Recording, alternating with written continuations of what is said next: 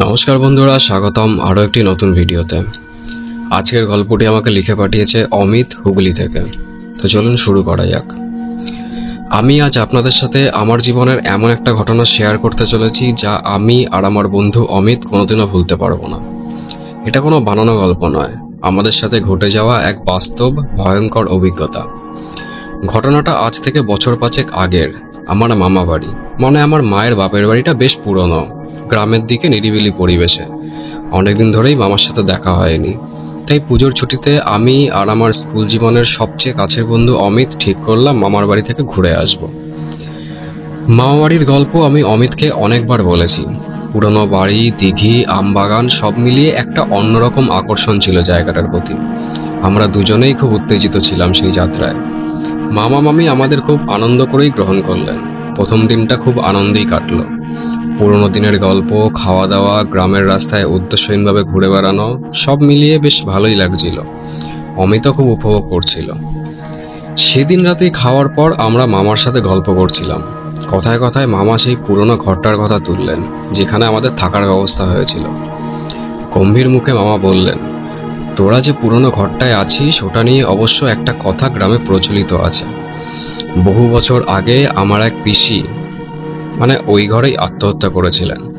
তারপর থেকে অনেকেই নাকি রাতে অদ্ভুত শব্দ শুনেছে, কেউ কেউ তো ছায়ামূর্তিও দেখেছে বলেছে। তবে আমরা ওসব তেমন পাত্তা দিই না। তোরা ভয় পাস না তো? মামার কথাটা শুনে আমার বুকের ভেতরটা কেমন যেন ছ্যাঁত করে উঠেছিল। অমিত মুখে সাহস দেখিয়ে বলেছিল, তারা ওসব ভূত প্রেত বিশ্বাস করে না। কিন্তু আমি বুঝতে পেরেছিলাম ও কিছুটা হলেও অস্বস্তি বোধ করছে। সেই রাতেই প্রথমবার আমাদের ঘরের পরিবেশটা বড্ড বেশি থমথমে মনে হলো। আমাদের শোবার ব্যবস্থা হয়েছিল মামার বাড়ির শেষ প্রান্তের একটা ঘরে। ঘরটা বেশ বড় সড়ো, পুরনো দিনের আসবাবপত্রে ঠাসা।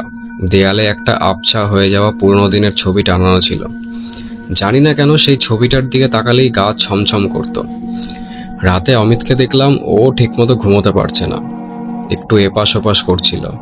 আমি জিজ্ঞাসা করতে বলল, কিছু না। কিন্তু ঘরের নীরবতা যেন অস্বাভাবিক লাগছিল। হঠাৎ ঘরের কোণ থেকে একটা হালকা খসখসে শব্দ শুনতে পেলাম। আমরা দুজনেই চমকে উঠলাম। অমিত ফিসফিস করে জিজ্ঞাসা করলো, শব্দটা শুনলি? আমি বললাম, হয়তো ইঁদুর হবে। কিন্তু শব্দটা ঠিক ইঁদুরের মতো লাগছিল না। মনে হচ্ছিল কেউ যেন খুব সন্তর্পণায় ঘরের ভেতর হেঁটে বেড়াচ্ছে। আমরা দুজনেই সেদিন রাতে ভয়ে ভয়ে ঘুমিয়ে পড়লাম। পরের দিন আমরা ঘটনাটা প্রায় ভুলেই গিয়েছিলাম, কিন্তু রাত বাড়ার সাথে সাথে সেই অজানা ভয়টা আবার ফিরে এলো। সেদিন রাতে যা ঘটেছিল তা মনে পড়লে আজও আমার গায়ে কাঁটা দেয়।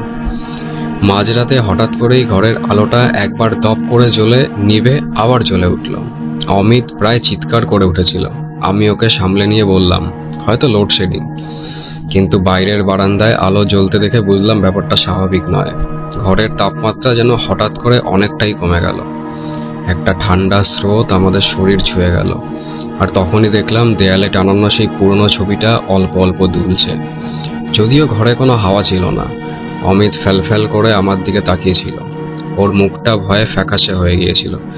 ঠিক সেই মুহূর্তেই আমাদের দুজনের কানে এলো খাটের নিচ থেকে একটা চাপা গোংরানির মতো শব্দ। খুব অস্পষ্ট, কিন্তু হাড় হিম করে দেওয়ার মতো ছিল। আমরা দুজনেই ভয়ে প্রায় পাথর হয়ে গিয়েছিলাম। দরজার দিকে তাকিয়ে দেখলাম দরজার কপাটটা অল্প অল্প কাঁপছে, যেন কেউ বাইরে থেকে ধাক্কা দিচ্ছে। তারপর দরজাটা আস্তে আস্তে 3বার টোকা মারার শব্দ।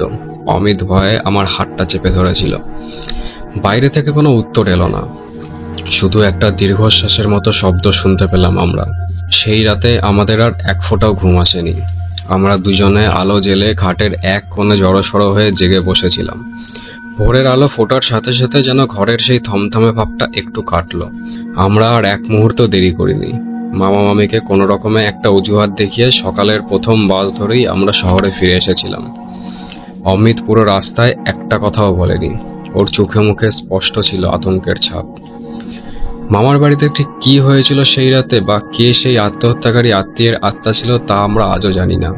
হয়তো আমাদের মনের ভুলও হতে পারে।